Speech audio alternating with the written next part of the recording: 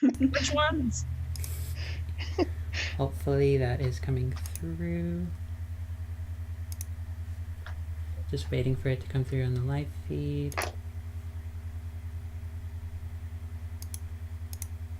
Can folks hear us? Hello. Hello, world. Hello. Hello. Ah, there we are. Yay! Alright, I'm just reloading Twitch real quick to see if we're actually on there or not, so I can know whether this thing is running correctly. Okie doke, so... Come on, computer. Give me a break. Be nice. Yeah, mine is freaking out. Okie doke, yes, Twitch, up. Okay, I am seeing something, so I'm gonna go with that being the case. Okay, I'm just checking in.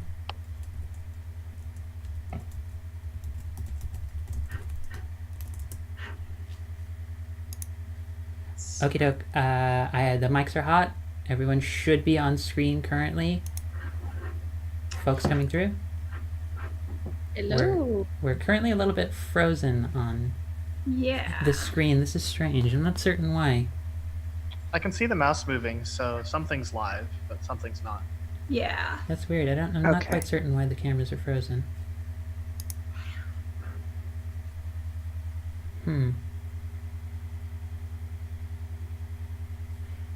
Trying to figure out what the main issue is. Oh, that would be why. I did minimize zoom. Okay. So I'm going to be keeping zoom up during this process. Active. Nice. Okay, we're active? Alright. Yep. Chat, give us press F for cameras. I already love you, chat. Shower me with your affection and love and your sass. It feeds me. But if we are unfrozen, which I think we are, I'm not going to double check this because... Okay, video is moving now. I think we are ready to go.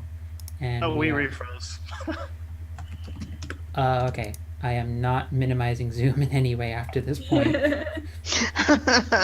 I will bring up other things because I have something that I have to get through for everyone. But hello, everybody. Technical issues aside, with Zoom just being Zoom. Hello, everyone. Welcome to the premiere of Adventures in Agni. I'm so happy to have all of you here, both my players and our wonderful audience who are in there in chat. Shout out to all of you in chat. Hello. So there are some things that we need to get through real quick, just to give an intro before we get into our fun and delightfully very easygoing, very simple, nothing stressful, just fun, no dark, dangerous things coming whatsoever. DM warning. Anyways, so hello everybody. For those of you who are new to this channel, welcome to the party. Welcome to the party is dedicated to creating an inclusive and equitable gaming community where folks can come and learn how to stream or play games on stream, and then we give them a place to do it. We are here to just create more voices like ourselves to get out there and create and just show how many amazing gamers from so many diverse communities are already been playing and have been playing for years. So welcome everybody. It's good to have you. But before we get into more of these things, we have to give a little bit of a thanks to our wonderful people who allow us to do this kind of work. First off, we're going to give a shout out to Devin Rue, the maker of fine fantasy maps. You can find all her amazing stuff at rueinc.com. Secondly, we are going to give thanks to Tabletop Loot, maker of dice, shirts, mugs, and more. Find all the great stuff at tabletoploot.com.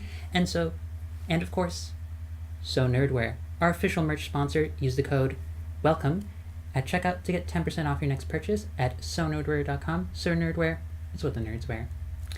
And of course, I have to give a delightful shout out to our Patreon. So for those of you who are in chat and tuning in for the first time, the best way to support the channel and our ongoing work is through the Patreon. There you'll get interviews with players, mods, and DMs, behind the scenes looks at games from art to notes, and you'll help us in our goal to be able to underwrite amazing writers, artists, and creators from across the gaming universe. So many diverse folks working across so many diverse realms. Help support us, help us create a showcase of their amazing work here on the channel. Check it out at patreon.com/welcomepartyrpg. And last but not least, Shout out to the Discord. Don't forget to join us in the Discord at the link below to keep the conversation going in chat and beyond. And with all of that out of the way,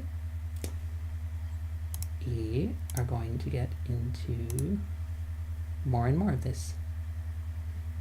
For those already asking in chat, this is a live show.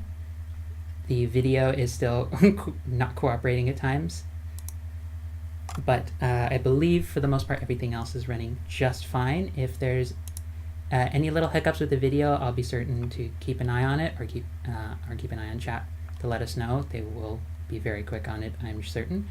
But before we get into the full game and this lovely world that I've created, which, for those of you who are not aware, is going to be in Dungeons & Dragons 5th edition in a homebrew world that I have taken the time to create myself, that is very much a love letter to my homelands and just making a place for more folks like us, the amazing, wonderful communities of color who have always been a part of tabletop role-playing games, to have more spaces in.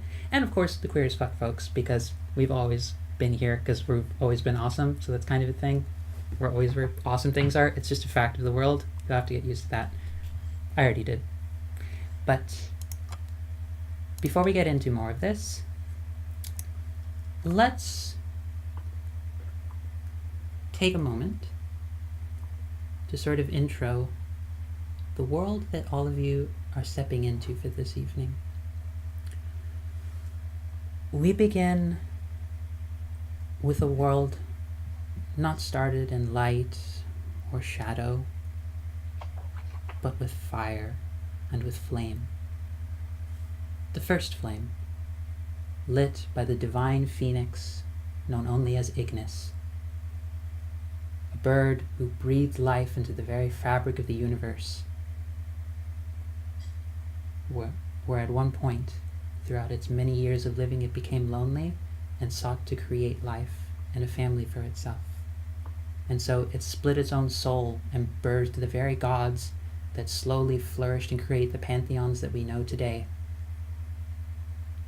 Though after some time and some strife with its children, Ignis decided to separate itself from the prime material plane, separate all the planes from each other, and give the task of creating life, the responsibility, to all of their children. Where our players enter, and where you will come to introduce all of these lovely people who I'll be playing with, is an era of crisis, where once the divine bird, having left the prime material plane, detached itself from many of the realms to its own separate realm, would fall to the prime material plane continent of Agni and rejuvenate the very life force of the land through its own flesh and blood, its own body that, upon decaying, would revitalize the ground, the earth, the sea, the skies, the very nature of the universe itself, and in essence, in a way, also be the very foundation for magic. That cycle has been stopped. We find ourselves in a time of calamity, in a time in which the rebirth cycle that has happened 10, 11, 12, 14, and almost 15 times, and now halted for reasons unknown.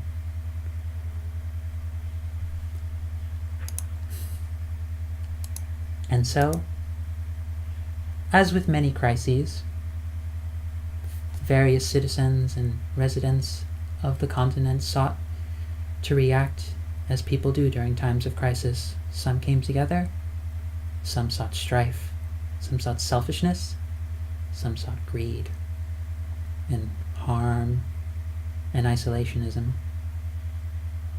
And others, as is the case during times of crisis, simply moved on. Where we find ourselves at the start of this journey is with a curious group. Some might refer to them as motley, some might refer to them as just a bunch of nerds, and they're really awesome bodyguard. But in reality, what we have are our players for this evening, and as we begin this journey in the southern regions of Agni, near the halfling haven known as Avis.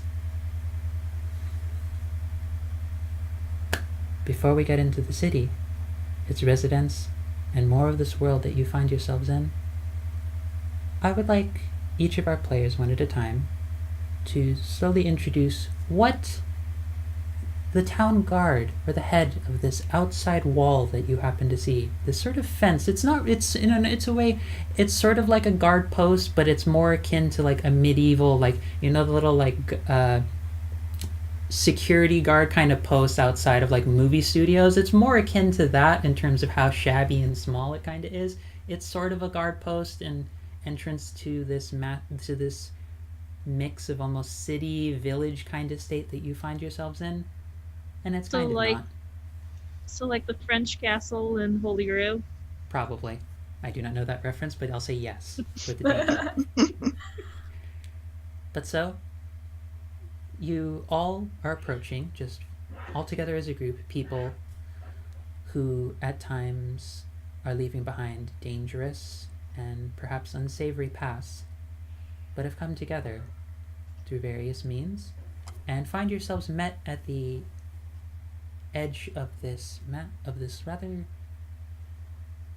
moderately sized village known as Avis by a halfling.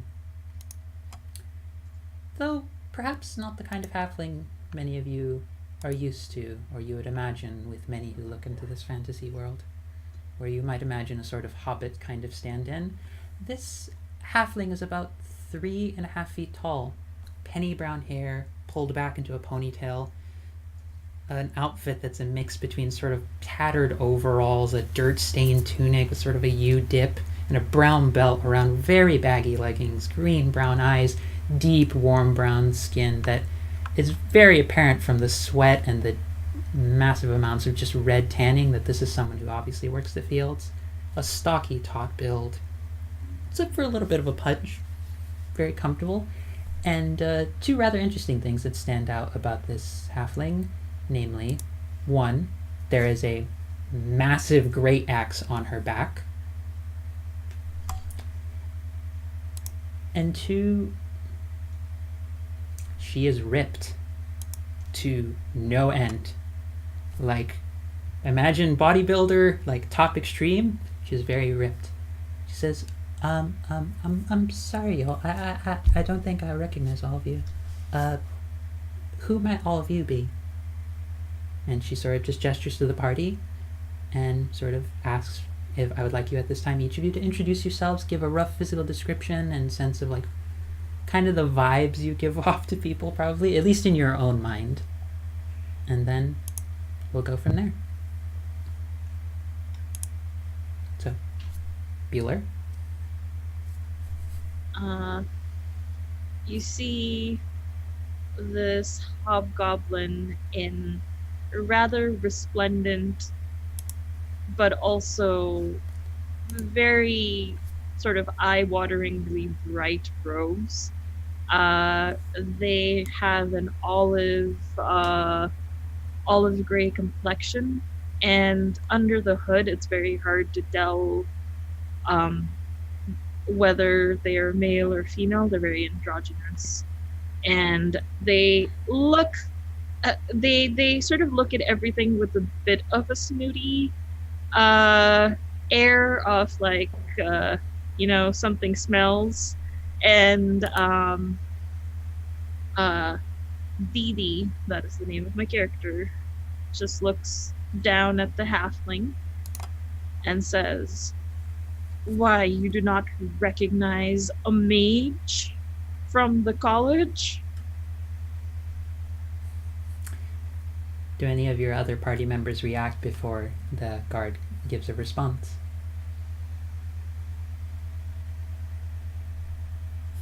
No. The halfling woman, for all of her, what her physical presence might indicate,